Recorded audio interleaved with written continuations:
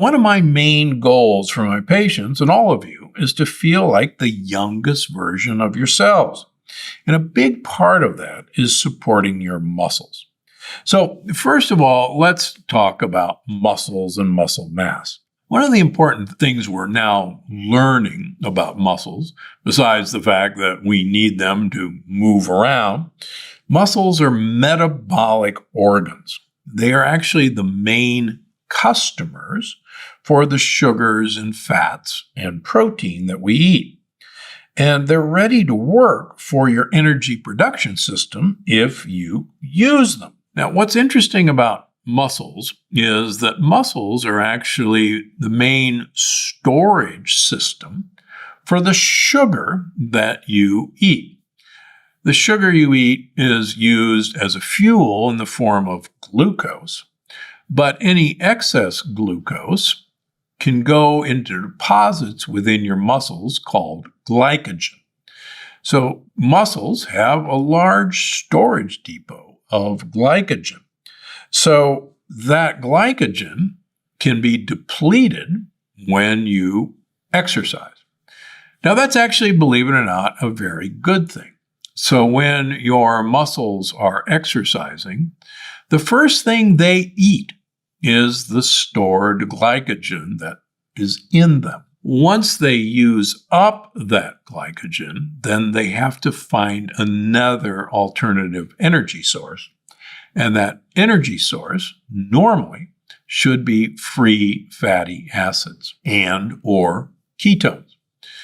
Those free fatty acids and ketones are actually one of the keys for long-term health, in that during the time mitochondria in muscles making ATP from free fatty acids, and particularly ketones, uncouples mitochondria and makes them more efficient and makes them more plentiful. Additionally, we now know that muscles make communication systems, hormones, called myokines. Myokines actually are important for brain health, for making neurons. And the finding that exercising, that people who use their muscles well into late life have better brains, has now been discovered that these myokines, these hormones, are really part and parcel with keeping a healthy brain. So the more you use your muscles, the more muscle mass you have, the better your brain is from this hormonal signal from muscles. Happy muscles, happy brain. Unhappy muscles, unhappy brain. We're beginning to realize why all of these super old people are actually active exercisers. Now, the good news is you don't have to become a gym rat late into life to do this. In fact, none of these super healthy, super old people are gym rats. They get their exercise from walking, from herding sheep, from gardening, from going up and down hills, from not taking the elevator, from not driving their car one block. They walk, they move. My mother loved housework. She thought scrubbing floors was one of the most fun events of her day. Seriously. And my great-grandmother, who died 2 weeks shy of 100, lived in a 3-story house. And her bedroom was on the 3rd floor. And my sister and I just couldn't fathom why Grandma wouldn't move her bedroom down to the 1st floor as she got older. Little did we realize she was the smart one of the family. And walking those 3 flights of stairs several times a day was one of the best things she could possibly have done. Now, so exercise is really, really important. And exercising as you get older is really critical. Please, please, please ignore all those commercials that tell you how this particular gadget is going to help you not to bend over to pick something up, is going to help you make it easy to turn on your TV or open a garage door. Don't be dissuaded into moving and keep moving. That's one of the secrets. Now, one of the big worries that you hear mentioned all the time is as we get older, our protein requirements go up. That once you hit the age of 65, you dramatically need to increase the amount of protein you eat because studies of humans have shown that protein requirements appear to actually go up once we hit that magical age. But what's really going on here, I think, is deceptive. As most of you who follow me know, our gut surface area, where we absorb nutrients, is the same surface area as a tennis court. That's that big. But what you didn't know is through the years, the damage to that surface area from the lectins we eat, from the other disruptors that we eat or use, the damage is cumulative. So that by the time you reach age 65, instead of a surface area of a tennis court, you've got the surface area of a ping pong table to absorb the proteins that you eat. Now, how do I know this? Because as a heart surgeon, I would see many people who had low total proteins and low albumins and low that we would operate on. And that low total protein and low albumin is a sign of risk from heart surgery. And it was typically associated with being old. So you would assume that these people need more protein. But hold on. When I started teaching people how to eat with these low total proteins and low albumins, one of the first things I did was actually lower the amount of protein that they were eating. And lo and behold, despite the lack of protein in their diet, their total protein went up to normal, their albumin went up to normal. Why? Because I was taking lectin-containing foods away from their diet. And I could measure that their gut wall was being repaired. So the advice that we need more protein as we get older is actually the wrong advice. What we need as we get older is to repair the wall of our gut. And remember, you are only as healthy as the wall of your gut is intact. And so getting the wall of your gut intact by removing gut-damaging foods and other compounds is the key to having plenty of protein in your body. Not eating more protein is getting the wall of your gut repaired. So you want more muscle? Repair the wall of your gut. Move, and it will take care of itself. Now, what about building muscle with intermittent fasting? Interestingly enough, there's a famous Italian cyclist study that looked at the effect of a standard meal at training table eaten for 3 months and looking at the effect of eating in different time windows. One group of athletes ate all of their meals within a 12-hour period of time. The other group ate in a 7-hour window of time. And despite having the exact same calories and the exact same training regimen, the athletes who ate in a 7-hour window maintained muscle mass, maintained performance, but lost weight and lowered their insulin-like growth factor, which is a good sign of improved longevity. So you will actually increase protein synthesis by limiting your eating window. Now, one of the effects that's important to realize is that normally digestion takes huge amounts of energy and it burns a lot of protein. So limiting the time of day, the amount of time you spend digestion, is actually one way to save protein. The other thing that's important to realize is that if you need blood flow to build muscle. And digestion costs blood flow. 30% of all of our cardiac output after we eat goes down to our intestines. And so if you're trying to build muscle, the most important thing is to exercise on an empty stomach.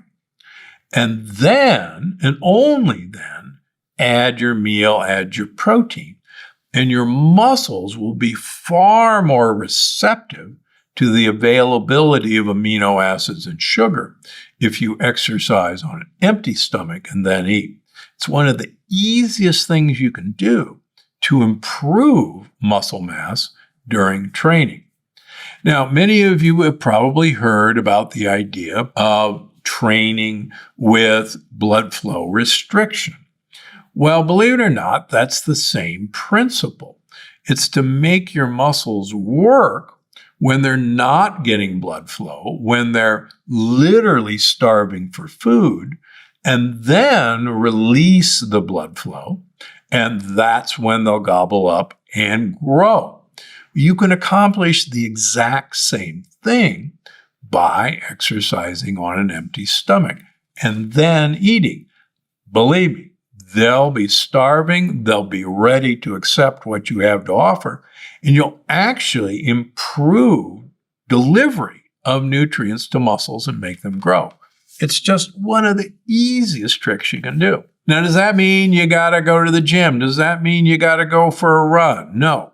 You can do even little bouts of exercise, and it will have the same effect as a long period of exercise. And I've written about this extensively in The Energy Paradox. You can jog in place for a minute. You can do crunches. You can do planks. You can do squats. I do deep knee bends twice a day while I'm brushing my teeth for 2 minutes each time. You can do jumping jacks. Put one song on your iTunes and dance around the room for 2 to 3 minutes. Just yesterday, while we were outside with our dogs, my wife Penny decided to dance to one of the tunes that we were doing while I was watching the dogs. It's easy to do. She looked great doing it. She had a good time doing it. It's fun. Finally, the protein myth. You see all the time why, I was a vegetarian and I had really bad health and I decided to add meat to my diet and this is what happened. Well, quite frankly, you don't need animal protein to get protein for your muscles. Tell that to a gorilla or a horse. They have more muscle than you'll ever have and all they eat is leaves. You don't need animal sources for protein. On the other hand, it is difficult for many vegetarians and vegans to get adequate protein into their diet because they're damaging the wall of their gut with lectin-containing foods. You can get 2 grams of protein from any 1 ounce serving of vegetables that you can name. Try using low-lectin, healthy plant protein choices like pressure-cooked lentils. Several companies make pressure-cooked lentils and beans. Lentils are mostly protein, and they've got 15 grams of gut-friendly fiber in every cup. Hemp tofu is available. Hemp protein hearts are easy to obtain. Sprinkle them on your salads, sprinkle them on your vegetables. Plant proteins in the form of nuts are great. They have anywhere from 4 to 9 grams of protein, including all of the essential amino acids. Baru nuts and sacha inchi seeds have the highest proteins of any nut or seed, and they're lectin-free. There are now some great spirulina algae, flaxseed protein, and hemp protein powders available out there. So there's always an easy plant source to get protein into your diet. The other benefit of plant protein in terms of aging is there are certain amino acids in animal proteins that sadly age us faster than plant proteins. And if having a great health span is a good idea, then opt for plant proteins whenever you can. I don't think one should deny what's obvious about the science. But I think the problem we've got is we're damned by the word that we've got. We've got a single verb, walking, And actually, what I try to argue is that there are many types of walking that we can engage in. And if you want to walk for cardiovascular health, you have to impose cardiovascular strain. There's no two ways about that. And you need to walk at a rate of, let's say, 5.8, 6.2 kilometers an hour. You need to do that on a surface that has an incline, so you're imposing a bit more strain. And you need to be walking at a pace where it's difficult to concentrate on your podcast that you're listening to, and you can't carry on a conversation with the person beside you very easily. That's the kind of pace that you want to put in if you want to get the cardiovascular benefits. But if you want to walk for problem solving, you probably want to walk a bit more slowly than that.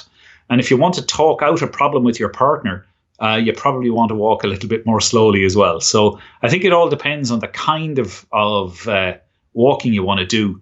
And again, my general argument comes back to this point. We've engineered walking out of our everyday lives, and we would all profit enormously if we could get an extra 8 or 10,000 steps a day in every day. How about, I like to call them energy snacks. What about just taking 10 minutes before lunch or before dinner or after lunch or after dinner, breaking this up into little bitty bites? Yeah, lots and lots of bits during the course of the day is ideal. And you'll know very well, of course, that taking a walk before you eat is a good way of actually suppressing your appetite a little and stabilizing your blood sugar levels. It's a good way, if you have a craving, to get rid of that craving for whatever it happens to be. So that's perfect advice. Lots of 10, 15 minutes here, there, and everywhere. Don't sit for 3 hours and think getting up and walking for 5 minutes is going to undo the damage of that. Get up every 25 minutes for 10 minutes or something like that. And you'll be more productive as well. I think the other thing that impresses me in Europe, where I spend a lot of time, is so many people walk after dinner. And it's a stroll, whether it's on the Ramblus or in London or wherever. Is there a benefit to just strolling after a meal? Well, I think there's kind of two things going on there. Again, there's walking after a meal helps stabilize the drop in blood sugar or the change in blood sugar levels, rather, to correct myself a little, because you'll have a surge in blood sugar after you've eaten. But there's also something else going on. You know, if you go to Taormina in Italy, for example, or where the passeggiata is practiced all over, walking is there for social display.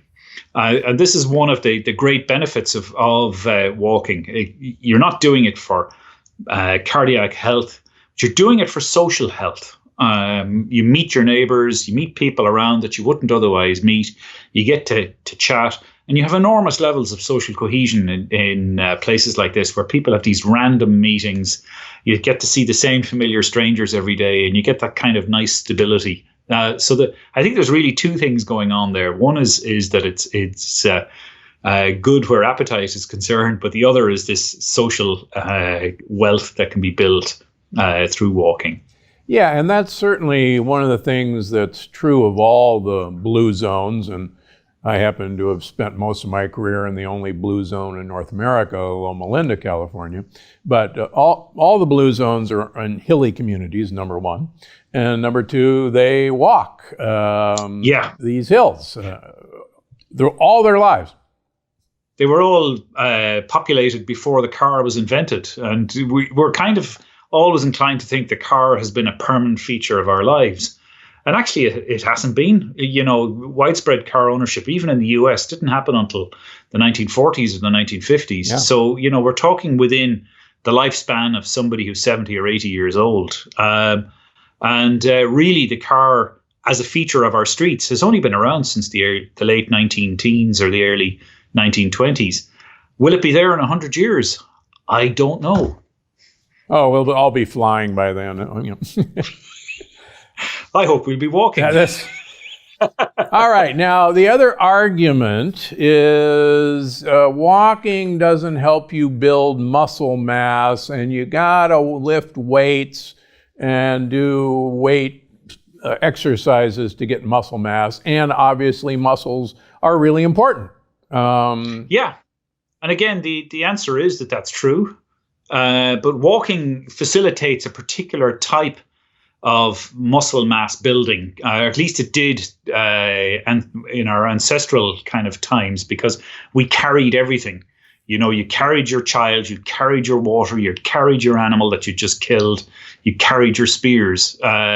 So back in those days, we used our hands for lots of other purposes. We used our backs for lots of other purposes. So they would have built core strength in ways that walking typically won't for us now. So it's absolutely true. Walking will not build core muscle. You're going to have to do other things, unless you wear weights when you're walking, wear a backpack, do those kinds of things. But there is one thing that I would say that's really interesting where walking and muscle health is concerned. And this is the muscles of the calves. So we know something very interesting about these muscles. If you stand for a long time, you tend to get pooling of the blood in the feet.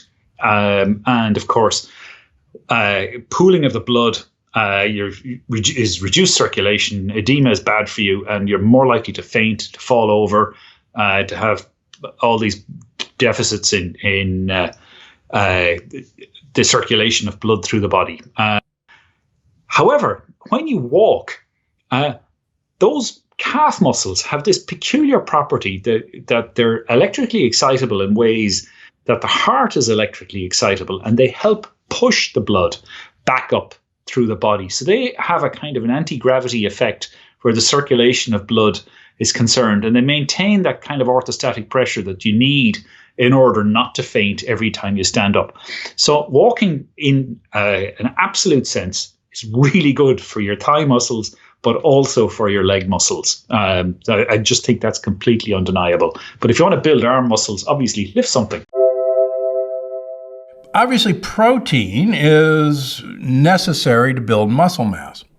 But I think probably thanks to Dr. Atkins, way back when, people were under, I think, the mistaken impression that the more protein I eat, the more muscles I will grow. What say you? We know that that's not true. The only time that you're going to put on muscle mass with consuming more protein would be if you were actually under consuming protein in the first place.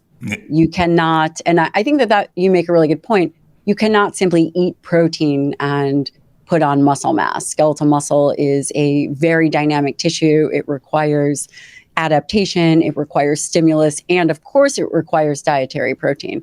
But I will also say that from my understanding, the Atkins diet was not considered a high protein diet, which I think we should define. I think it was more of a higher fat diet where the protein percentage from a percentage of calories may have been 20, was it maybe 20%? Well, the original Atkins diet was a high-fat diet, but he got into so much trouble with the American Medical Association that he morphed into a high-protein doctor. And I've argued in my books, because I knew his co-author very well, when he morphed to a high-protein doctor, that's when his weight began going up. Now, he was, I think, the last person to say he was into fitness and exercise.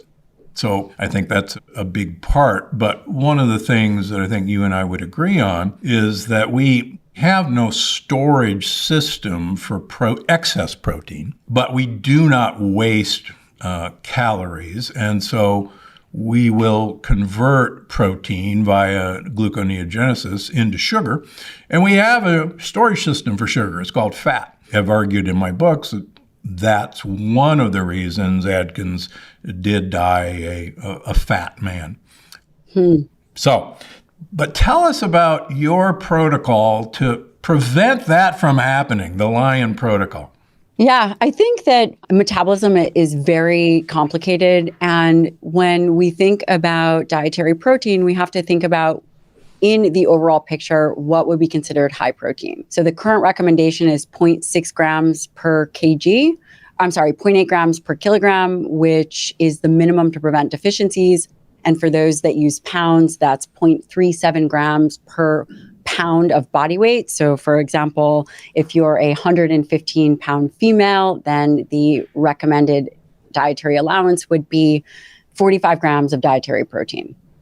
Now, what we do know is that that is not sufficient to protect against aging. There's many things that happen with skeletal muscle as it relates to being able to maintain protein turnover. The body turns over around 250 to 300 grams of protein a day. And that system and that process becomes more challenged as we get older. That is why increasing dietary protein above the RDA has been shown in nearly every study that 0.8 grams per kg, those individuals that increase to 1.2 grams per kg fare significantly better from a blood sugar regulation, from triglycerides, from blood pressure, from insulin.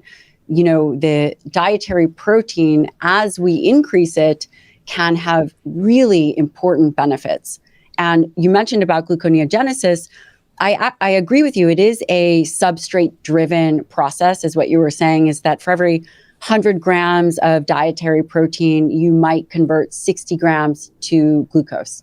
The question becomes is how fast is that conversion and the process and time that it were to take for that to happen. And then the other thought process behind it is when you improve dietary protein and you get the numbers right, you actually stimulate the health of skeletal muscle. And that becomes really important, especially as you age. You know, I didn't know Atkins, but I would fair to say that his total calorie consumption was probably way too high. Yeah, I think we would both agree with that. He actually was one of the first people to talk about and recognize that one of the benefits, and I wrote about this actually in my first book years ago, that protein is very thermogenic in that we can argue about how much, waste 30% of the calories in protein in the process of digesting protein into absorbable amino acids. And it clearly does have a thermogenic effect. And he was one of the first to propose that if you were going to choose a macronutrient, that you might as well choose the thermogenic effect of protein for that benefit. Controversial subject in its own right, in that mTOR is a sensing molecule of protein availability, and that there are a class of drugs like rapamycin that suppresses mTOR. Yeah. And I certainly come from the field of, I think suppressing mTOR is a wonderful thing the older we get. And you would probably argue that mTOR would be a really great thing the older we get. And yet, when I look at my super old patients, 95 and above, and I have a big practice in the super old, these people run insulin-like growth factor levels, IGF-1s, quite low, in fact, remarkably low. And most of us use insulin-like growth factor 1 as a stand-in, as a measurable stand-in for mTOR activation. So one of the things that I keep coming back to is the Italian cyclist study, which you're probably aware of, where they took Italian cyclists, put them on a training table for 3 months where everyone had the exact same amount of calories and had the exact same training program. And one group ate in a 12-hour window. They had breakfast at 8 o'clock, lunch at 1, and they had to finish dinner at 8 o'clock. The other group had to eat the same number of calories, but had breakfast at 1 o'clock in the afternoon, lunch at 4 o'clock, and then had to finish dinner at 8. And the people, they both had the same muscle mass at the end of the period. The cyclists who had the 7-hour eating window lost weight. The other group didn't. And the cyclist in the 7-hour eating window plummeted their IGF-1, whereas the other group was the same. And I use that to justify time-restricted eating and the benefits of that. So they're eating the same amount of protein, and they both have the same muscle mass, but one has a lot lower IGF than the other. Yeah, I think you bring up a great point. When we think about mTOR, which is mechanistic target of rapamycin, we have to recognize that it's in all tissues. It's in the brain, it's in the pancreas, it's in the kidneys, it's in the liver. And mTOR is sensitive to different influences depending on where it is in the tissue. So for example, mTOR in liver may be exquisitely more sensitive to insulin or overall calorie burden from carbohydrates. Same with the pancreas, versus mTOR in skeletal muscle is exquisitely sensitive to protein, leucine. In fact, that's nearly the only place. So while I think that we can both agree that mTOR stimulation over a period of time is not ideal, right? The worst of all worlds would be to eat a high carbohydrate diet, small amounts over the entire day, and continuously stimulate mTOR. I think that is a terrible idea, quite frankly, probably one of the worst. Where I think we agree. And where I think mTOR is very beneficial and necessary is in skeletal muscle and in very discrete ways of stimulating it and then allowing it to reset. So for example, exercise and resistance training also stimulates mTOR. It stimulates mTOR in skeletal muscle. So we can't say, well, stimulating mTOR in all tissues is bad, because that would be the same as saying exercise is bad. And we clearly know that that's not true. So I think we can frame the conversation that mTOR is stimulated by various different mechanisms in various different tissues. And the worst of all worlds is to continuously stimulate this mechanistic target of rapamycin, because it is a growth promoter over time. Where stimulating mTOR is very necessary is through skeletal muscle, through dietary protein, which has an on and off switch, and exercise. So I think that we can think about it in this kind of whole picture, which leads me to time-restricted feeding. I think that there is great benefit for that. I do not think that we should be feeding at all times, continuously. Time-restricted feeding, we initiate that in our practice. I think that it is very beneficial for gut rest, for calorie control, and quite frankly, for some of the mechanisms that you're talking about, turning on mTOR and then allowing it to reset and turn off. More amazing episodes just like this one. Watch now. Well, today I'm going to tell you what to look for when you're buying chicken and how not to be confused by a label that sounds too good to be true.